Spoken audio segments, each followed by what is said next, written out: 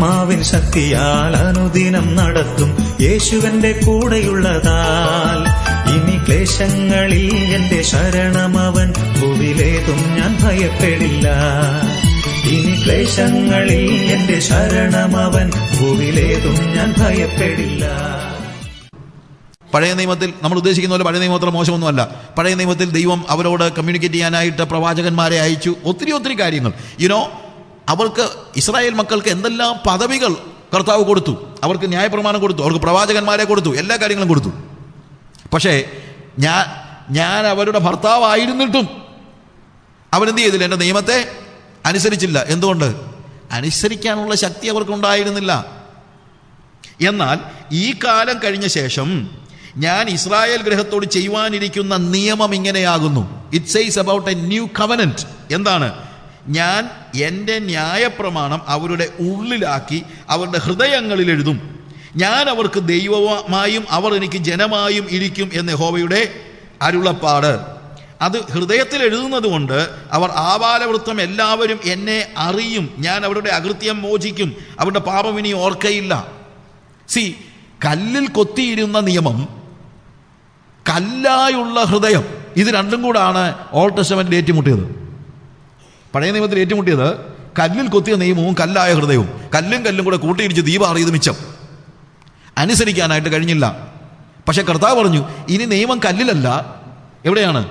ഞാൻ നിങ്ങളുടെ മാംസപലകയിൽ എഴുതും. എന്നിട്ട് പറയാണ്, അത് മാത്രമല്ല, ഞാൻ നിങ്ങൾക്ക് മാംസളമായ ഒരു ഹൃദയം തരും. 36-ാം അധ്യായം വരുമ്പോഴത്തേക്ക്, യെഹെസ്കേലിന്റെ പ്രവചനം 36-ാം അധ്യായം വരുമ്പോഴത്തേക്ക് വേഴ്സ് 26 ഓൺവേർഡ്സ് നമ്മൾ വായിക്കുമ്പോൾ 26 മുതലുള്ള 25 മുതലുള്ള വാക്യങ്ങൾ, ഞാൻ നിങ്ങളുടെ മേൽ നിർമ്മല ജലം തളിക്കും, നിങ്ങൾ നിർമ്മലരായിത്തീരും. ഞാൻ നിങ്ങളുടെ സകല മലിനതകളെയും സകല വിഗ്രഹങ്ങളെയും നീക്കി നിങ്ങൾക്ക് പുതിയ ഒരു ഹൃദയം തരും. പുതിയ ഒരു ആത്മാവിനെ ഞാൻ നിങ്ങളുടെ ഉള്ളിലാക്കും. കല്ലായുള്ള ഹൃദയം ഞാൻ നിങ്ങളുടെ ജഡത്തിൽ നിന്ന് നീക്കി മാംസളമായുള്ള ഹൃദയം ഞാൻ നിങ്ങൾക്ക് തരും. ഞാൻ എൻ്റെ ആത്മാവിനെ നിങ്ങളുടെ ഉള്ളിലാക്കി നിങ്ങളെ എൻ്റെ ചട്ടങ്ങളിൽ നടക്കുമാറാക്കും. അതായത് നിയമം ഉള്ളിൽ തരിക മാത്രമല്ല, നിയമകർത്താവൂടെ ഉള്ളിലേക്ക് കയറുകയാണ്. അതാണ് പുതിയ നിയമത്തിൻ്റെ പ്രത്യേകത. പുതിയ നിയമം പുറത്തുനിന്നല്ല വരുന്നത്. പുതിയ നിയമം ഇവിടെ തന്നെയാണ്. It is inside, deep inside. പണ്ട് നമ്മളിപ്പോൾ എഴുതിക്കൊണ്ടിരിക്കുന്ന കൂട്ടത്തിൽ വലിയ പ്രശ്നമില്ല. പക്ഷേ ഏതെങ്കിലും ഒരു വാക്കിൻ്റെ സ്പെല്ലിങ്ങിനെ കുറിച്ച് ഒരു സംശയം ഉണ്ടായിക്കഴിഞ്ഞാൽ തെറ്റി. എഴുതിക്കൊണ്ടിരിക്കുമ്പോൾ നമുക്ക് സ്പെല്ലിങ് പെട്ടെന്ന് ഇത് പോകത്തില്ല. റിസീവ് എന്ന് എഴുതും, എപ്പോഴും അറിയാവുന്ന വാക്കായിരിക്കും. EIV ആണോ IEV ആണോ? സംശയം ഉണ്ടായിക്കഴിഞ്ഞാൽ തേണ്ടി ഇല്ലേ? പെട്ടെന്ന് എഴുതി പോകുമ്പോൾ ഒരു പ്രശ്നമില്ല. പക്ഷേ സംശയം ഉണ്ടായിക്കഴിഞ്ഞാൽ പിന്നെന്താ മാർഗം?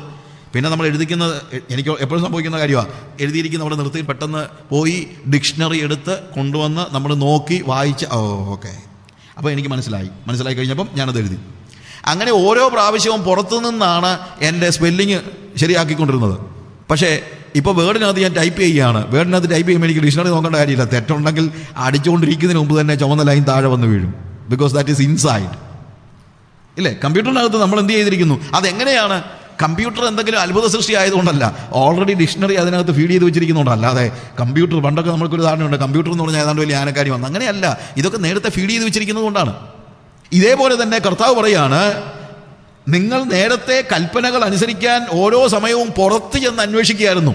ദൈവത്തിന് ഇഷ്ടമുള്ള കാര്യം എന്താണ്, ദൈവം ഉദ്ദേശിക്കുന്ന കാര്യം എന്താണ്, അതിൻ്റെ അർത്ഥം എന്താണ്, ഇതിൻ്റെ അർത്ഥം എന്താണ്, അതെല്ലാം റബിമാർ പറയുന്നതനുസരിച്ച് കാര്യങ്ങളെല്ലാം ചെയ്തുകൊണ്ടിരിക്കുകയായിരുന്നു. പക്ഷേ ഇപ്പോൾ അതല്ല. നിയമം എന്ത് ചെയ്തിരിക്കുകയാണ്? നിങ്ങളുടെ ഉള്ളിലാക്കിയിരിക്കുകയാണ്. പക്ഷെ ഉള്ളിലാക്കിയിരിക്കുക എന്ന് പറഞ്ഞു കഴിഞ്ഞാൽ ഫീഡ് ചെയ്യണം. ഫീഡ് ചെയ്താലേ ഉള്ളിലിരിക്കത്തുള്ളൂ. അത് ഫീഡ് ചെയ്ത് കഴിഞ്ഞാൽ നമ്മൾ തെറ്റ് വരുത്തുന്നതിന് മുമ്പ് തന്നെ ഇത് തെറ്റാണെന്നുള്ളത് ദൈവത്തിൻ്റെ ആത്മാവ് നമുക്ക് ബോധ്യപ്പെടുത്തുന്നു. പിന്നെ ടെലിഫോൺ ചെയ്ത് ചോദിക്കേണ്ട കാര്യമൊന്നുമില്ല. പാസ്റ്ററെ, ഇങ്ങനൊരു കാര്യത്തിൽ ഞാനിപ്പോൾ പെട്ടുപോയി, അത് ശരിയാണോ തെറ്റാണോ? പെട്ട് കഴിഞ്ഞിട്ടാണ് ചോദിക്കുന്നത്. പക്ഷേ ആത്മാവിൽ ഈ നിയമം ഉള്ളിലുണ്ടെങ്കിൽ എന്താ? കർത്താവ് നമ്മുടെ ഉള്ളിൽ ദൈവത്തിൻ്റെ നിയമത്തെ എഴുതി വെച്ചിരിക്കുന്നുവെങ്കിൽ നമ്മളൊരു തെറ്റിലേക്ക് പോകുന്നതിന് കാലെടുത്ത് വെക്കുമ്പോൾ തന്നെ ദൈവത്തിൻ്റെ ആത്മാവ് നമ്മളോട് പറയുന്നു, ദാറ്റ് ഈസ് റോങ്, ചുവന്ന വര വന്ന് വീണ് കഴിഞ്ഞു. ആൻഡ് അത് ചെയ്യാനുള്ള ശക്തി തരുന്നതും ആര് തന്നെയാണ്? ദൈവം തൻ്റെ ആത്മാവിനെ നമ്മുടെ ഉള്ളിലാക്കി നമ്മളെ അവൻ്റെ ചട്ടങ്ങളിൽ നടക്കുമാറാക്കുമെന്ന്. നമ്മൾ നടക്കുമെന്നല്ല, നമ്മളെ നടക്കുമാറാക്കും. അതാണ് വാസ്തവത്തിൽ ഹോളി സ്പിരിറ്റിന്റെ ഒരു പ്രത്യേകത എന്ന് പറയുന്നത്. അപ്പോൾ പരിശുദ്ധാത്മാവിന്റെ ആഗമനത്തെക്കുറിച്ച് അല്ലെങ്കിൽ പരിശുദ്ധാത്മാവിന്റെ റിസീവിങ്ങിനെ കുറിച്ച് പറയുമ്പോൾ അത് വെറുതെ എവിടെയെങ്കിലും ഇരിക്കുന്ന ഒരു ആത്മാവെന്നുള്ള നിലയിലല്ല, ചലനാത്മകമായ നമ്മുടെ ജീവിതത്തെ മാറ്റിമറിക്കുന്ന, രൂപാന്തരപ്പെടുത്തുന്ന ഒരു പരിശുദ്ധാത്മാവിനെയാണ് നമ്മളവിടെ കാണുന്നത്.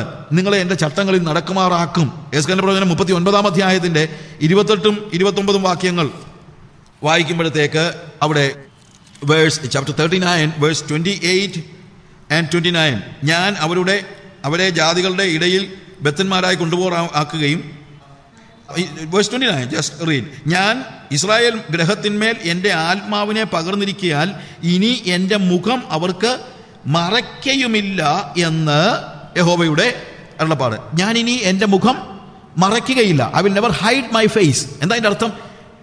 ഇടയ്ക്കിടയ്ക്ക് ദൈവത്തെ പോയി കാണുന്ന ഒരു സ്റ്റേജേ വാസ്തവത്തിൽ യഹൂദന്മാർക്ക് അല്ലെങ്കിൽ ഇസ്രായേൽ മക്കൾക്ക് ഉണ്ടായിരുന്നുള്ളൂ.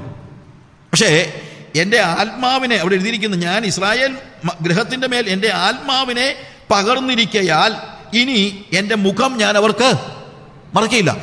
നിരന്തര സമ്പർക്കം, അതാണ് പ്രത്യേകത. ഒരു നിരന്തര സമ്പർക്കത്തിലേക്കാണ് ആത്മാവ് വന്നപ്പോൾ ഉണ്ടായ പ്രത്യേകത. ഇതാണ് നിരന്തര സമ്പർക്കം.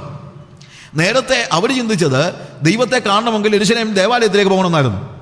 കർത്താവ് പറഞ്ഞു, ഞാൻ പോകുന്ന നിങ്ങൾക്ക് പ്രയോജനം, ഞാൻ പോകാഞ്ഞാൽ കാര്യസ്ഥൻ നിങ്ങളുടെ അടുക്കൽ വരികയില്ല. ഒരു പരിധി വരെ യേശു കർത്താവ് പോയി പരിശുദ്ധാത്മാവ് വന്നപ്പോൾ ഉണ്ടായ ഏറ്റവും വലിയ ഡിഫറൻസ് എന്താണെന്ന് അറിയാമോ? Even when Jesus was in bodily form, he was limited to space. യേശുവിനെ കാണണമെങ്കിൽ അന്നൊരാൾക്ക് യേശുവിനെ കാണണമായിരുന്നെങ്കിൽ എവിടെ പോകണമായിരുന്നു? പലസ്തീനിൽ പോകണമായിരുന്നു. പക്ഷെ പരിശുദ്ധാത്മാവിൻ്റെ വരവോടുകൂടെ സംഭവിച്ച കാര്യം എന്താണ്? ലോകത്തിൻ്റെ ഏത് സ്ഥലത്തും എപ്പോഴും എവിടെയും എന്നും ഏത് സാഹചര്യത്തിലും ഹോളി സ്പിരിറ്റ് നമ്മുടെ കൂടെ വരികയും നമ്മളിൽ വസിക്കുകയും ചെയ്യുന്നത് കൊണ്ട് യഹോവ മുഖം മറയ്ക്കുന്ന ഒരു അവസ്ഥ നമ്മിൽ നിന്ന് ഇല്ലാതെയായി പോയിരിക്കുകയാണ്. ആത്മാവിൻ്റെ നിരന്തര സമ്പർക്കത്തിലേക്ക് ദൈവത്തിൻ്റെ പരിശുദ്ധാത്മാവിനെ പ്രാപിക്കുമ്പോൾ നമുക്കുണ്ടാകുന്ന ഏറ്റവും വലിയ പ്രത്യേകത ഇതാണ്. ദൈവത്തിൻ്റെ പരിശുദ്ധാത്മാവ് നമ്മിൽ നിരന്തരം വസിക്കുകയാണെങ്കിൽ നമുക്ക് എന്തെങ്കിലും ഒരു പ്രതിസന്ധി ഉണ്ടാകുമ്പോൾ ഓടിപ്പോയി ഏത് പ്രവാചകനെ വിളിക്കേണ്ടതെന്ന് ചോദിക്കത്തൊന്നുമില്ല. ഒരു പ്രവാചകൻ വന്ന് പറയുന്നത് പോലും എപ്പോഴാണെന്നറിയാമോ? When we have no proper communication with God. ശരിക്കും എല്ലാവരും, സഭയിലുള്ള മുഴുവൻ ആളുകളും പരിശുദ്ധാത്മാവിൽ നിറഞ്ഞ ആത്മാവുമായിട്ട് നല്ല കമ്മ്യൂണിക്കേഷൻ ഉണ്ടെങ്കിൽ പ്രവാചകന്മാരുടെ പണി പോകും. നമ്മൾ പറയുന്നത്, എനിക്ക് അത്ര നേരം ഇരിക്കാൻ ഉള്ള സമയമില്ല ബ്രദറെ, ഞാൻ ചില പൈസ വേണമെങ്കിൽ പ്രവാചകൻ കൊടുത്തേക്കാം, എനിക്ക് പകരം പ്രവാചകൻ ഇരുന്ന് എൻ്റെ കൊച്ചിനെ കെട്ടിക്കുന്നതാണെങ്കിലും ജോലി കിട്ടുന്നതാണെങ്കിലും അതിൻ്റെ കാര്യത്തെക്കുറിച്ച് പ്രവാചകൻ ഒന്ന് പറയട്ടെ. പ്രവാചകൻ എന്നെ കൂലിത്തൊഴിലാളിയാണോ ദൈവസന്നിധി നിനക്ക് വേണ്ടി പോയിരിക്കാനായിട്ട്? അങ്ങനെ കൂലിത്തൊഴിലാളികൾ ഒത്തിരി കാണുമായിരിക്കും. പക്ഷെ പ്രവാചകനെ ദൈവം ഉദ്ദേശിക്കുന്നത് അതിനു വേണ്ടിയല്ല. നിങ്ങൾക്ക് സമയമില്ലാത്തതിന് നിങ്ങൾക്ക് വേണ്ടി ദൈവസന്നിധി പോയി ഇരിക്കാനായിട്ടല്ല പ്രവാചകനെ ആക്കിയിരിക്കുന്നത്. നിങ്ങൾ വഴിതെറ്റി പോകുമ്പോൾ നിങ്ങളെ നേരെയാക്കാനാണ് പരിശുദ്ധാത്മാവ് പ്രവാചകന്മാരെ അഭിഷേകം ചെയ്തിരിക്കുന്നത്. അതായത് നിങ്ങൾക്ക് എപ്പോൾ പരിശുദ്ധാത്മാവ് ദൈവവുമായിട്ട് പ്രോപ്പർ കമ്മ്യൂണിക്കേഷൻ ഇല്ലയോ അപ്പോൾ നിങ്ങളെ ശരിയായ പാതയിലേക്ക് നയിക്കാൻ. അതുകൊണ്ട് ആവശ്യമായിരിക്കുന്നത് നിങ്ങൾ ദൈവവുമായിട്ട് പ്രോപ്പർ കമ്മ്യൂണിക്കേഷൻ ഉണ്ടാക്കുകയാണ്. അല്ലാതെ ആവശ്യം വരുമ്പോൾ പ്രവാചകനെ വിളിച്ചോളാമെന്ന് പറയുന്നതല്ല. ആവശ്യം വരുമ്പോൾ പ്രവാചകനെ വിളിക്കേണ്ട കാര്യമൊന്നുമില്ല, പ്രവാചകനെ ദൈവം അയച്ചോളും. നമ്മളിപ്പോൾ എല്ലാം ആവശ്യം വരുമ്പോൾ പ്രവാചകനെ വിളിക്കുകയാണ്. അങ്ങനല്ല. നിങ്ങളെ മെൻറ്റ് ചെയ്യുന്ന ഒരാളോട് നിങ്ങൾക്ക് ദൈവാത്മാവിൽ നിന്ന് ഒരു ആലോചന ചോദിക്കുന്നതല്ല ഞാനീ പറയുന്നത്. ഓഫ് കോഴ്സ് നമുക്കൊക്കെ എല്ലാവർക്കും ഒരു മെൻറ്റർ ഉണ്ടാവണം. ആ പ്രവാചകൻ കൂലിക്കാരനൊന്നുമല്ല. നിങ്ങളുടെ ആത്മാവിൻ്റെ ഉന്നമനത്തിൽ ആ ലക്ഷ്യത്തോടു കൂടെ നിങ്ങളോടൊപ്പം ചേർന്ന് നിൽക്കുന്ന നിങ്ങളുടെ പങ്കാളിയാകണം നിങ്ങളുടെ മെൻറ്റർ. അല്ലാതെ എപ്പോഴെങ്കിലും സഭയിലേക്ക് കയറി വന്നിട്ട് അല്ലെങ്കിൽ എവിടെയെങ്കിലും ടെലിഫോൺ ചെയ്ത് ടെലിഫോണിൽ കൂടെ എല്ലാം പറഞ്ഞു കൊടുക്കുന്ന ആളൊന്നും അല്ല പ്രവാചകൻ എന്ന് പറയുന്നത്. ഞാൻ പറയുന്നത് കട്ടി കൂട്ടിയാണെങ്കിൽ എന്നോട് ക്ഷമിക്കൊന്നും വേണ്ട. കാര്യം ഇച്ചിരി കട്ടി കൂട്ടി പറഞ്ഞെങ്കിലേ പറ്റുള്ളൂ. എനിക്കിപ്പോൾ നിങ്ങൾ ക്ഷമിക്കേണ്ട കാര്യമൊന്നുമില്ല, ക്ഷമിക്കേണ്ട കാര്യമൊന്നും ഞാൻ പറഞ്ഞൊന്നുമില്ല. ഇത് ഉള്ള കാര്യമാണ് പറയുന്നത്. This is what the Bible says. This is what, ഇതാണ് സഭയിൽ നടക്കേണ്ടത്. ഒരു പ്രവാചകനെ കുറിച്ച് ദൈവം ഉദ്ദേശിക്കുന്ന അതാണ്. അല്ലാതെ എനിക്ക് ഇരിക്കാൻ സമയമില്ല, എനിക്ക് ബിസിനസ് ചെയ്താലേ പറ്റുള്ളൂ, എനിക്ക് ജോലി ചെയ്താലേ പറ്റുള്ളൂ, എനിക്ക് ജോലി ചെയ്താൽ ഒരു ദിവസം 2000 രൂപ കിട്ടും, എന്നാൽ പിന്നെ പ്രവാചകൻ 1000 കൊടുത്താൽ മതിയല്ലോ, അങ്ങേരിരുന്ന് എനിക്ക് വേണ്ടി ആലോചന പ്രാപിക്കുമെന്ന് പറയുന്നത് ഒരു അസാമാന്യമായ നിലയിൽ തൊലിക്കട്ടി ഉണ്ടെങ്കിലേ പറ്റുള്ളൂ. വാസ്തവത്തിൽ നിങ്ങൾക്ക് എന്തുകൊണ്ട് why you do not have proper communication with God? God has given His Spirit in you. ആ പരിശുദ്ധാത്മാവിനെ പ്രാപിച്ചെന്ന് പറയുന്ന നിങ്ങൾക്ക് എന്തുകൊണ്ട് ദൈവമായിട്ടൊരു പ്രോപ്പർ കമ്മ്യൂണിക്കേഷൻ ഇല്ല? നിങ്ങൾ പള്ളി വന്നിരുന്ന് തുള്ളിപ്പാടി അന്യഭാഷ പറയുമല്ലോ. Why God is not speaking to U?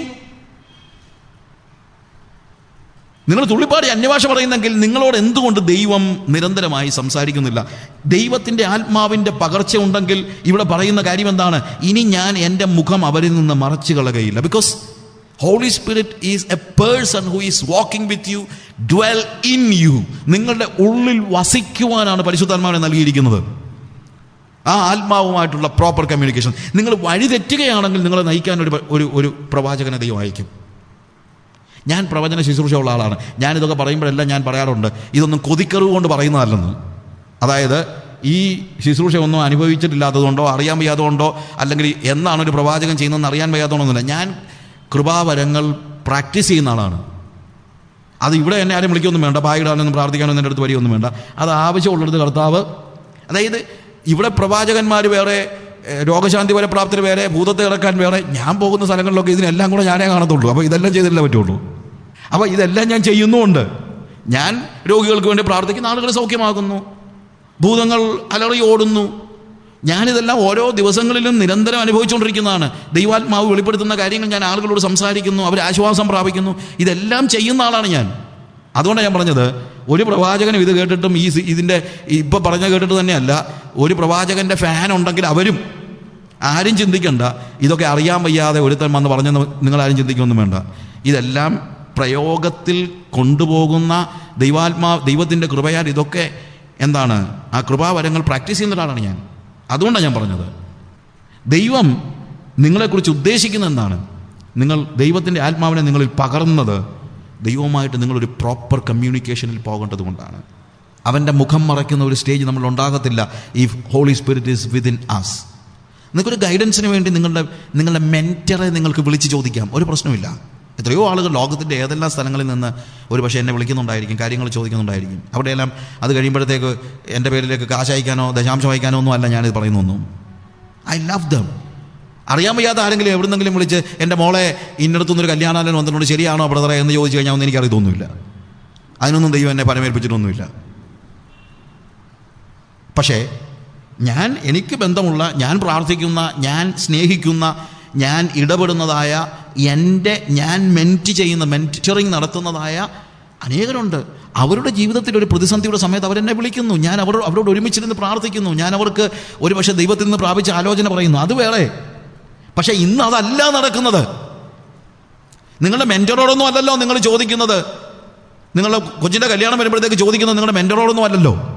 Professional ആയിട്ടുള്ള ഒരു പ്രൊഫറ്റിൻ്റെ അടുത്തല്ലേ നിങ്ങൾ പോകുന്നത്.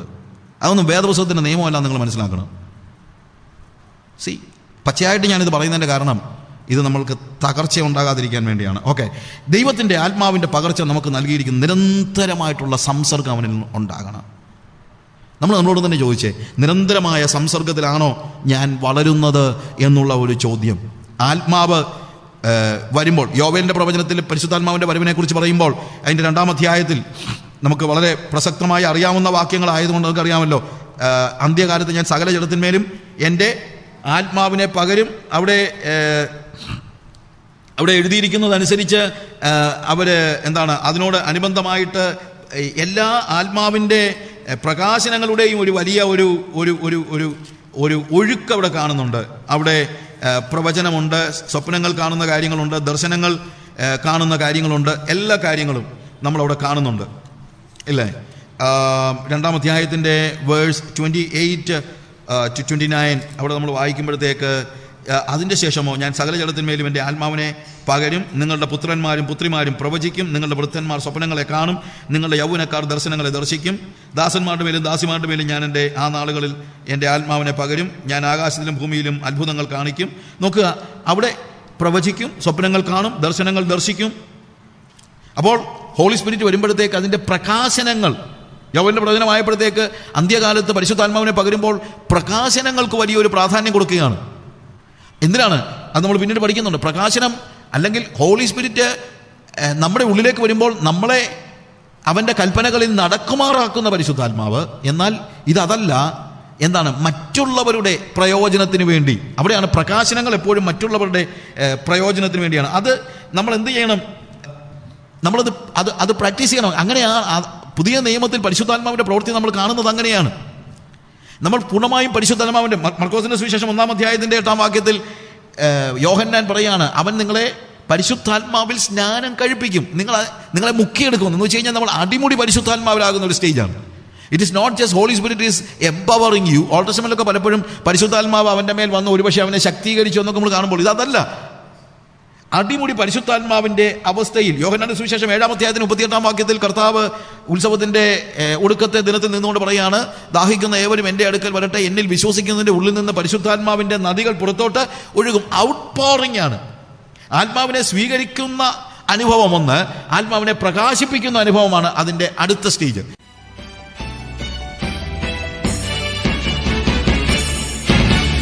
ആത്മാവിൻ ശക്തിയാൽ അനുദിനം നടത്തും യേശുവന്റെ കൂടെയുള്ളതാൽ ഇനി ക്ലേശങ്ങളിൽ എന്റെ ശരണമവൻ, ഭൂവിലേതും ഞാൻ ഭയപ്പെടില്ല. ഇനി ക്ലേശങ്ങളിൽ എന്റെ ശരണമവൻ, ഭൂവിലേതും ഞാൻ ഭയപ്പെടില്ല. എന്റെ ദൈവത്താലേ സകലത്തിനും മതിയായവൻ ഞാനെന്നറിഞ്ഞിരുന്നു.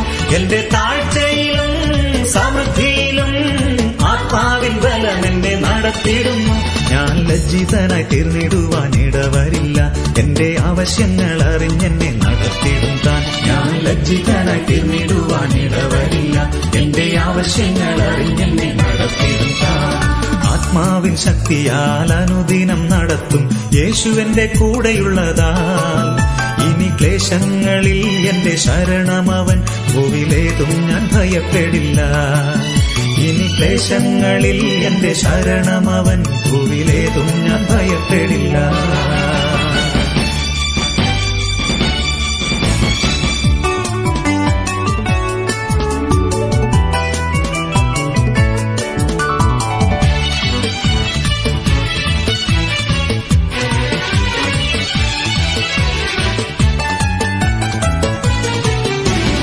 ആരാധിച്ചിടും ഞാൻ ആത്മാവിലവനെ ഏതേതു നേരത്തിലും.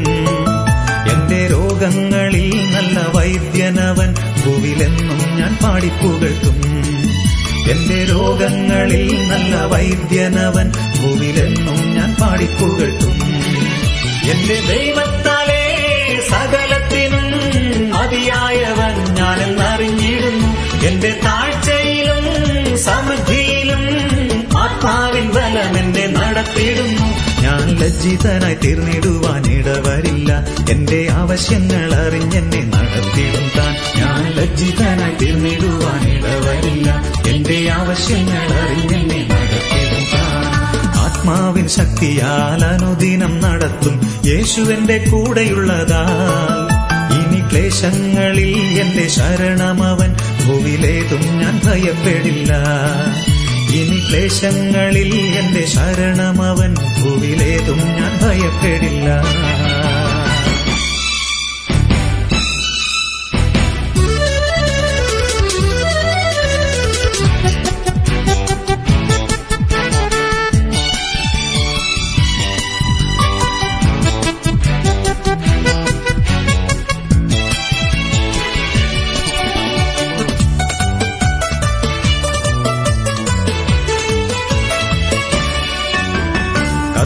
തൻ കരങ്ങൾ കുറുകിയിട്ടില്ലതാൽ എന്നും ജയം ഞാൻ പ്രാപിക്കും.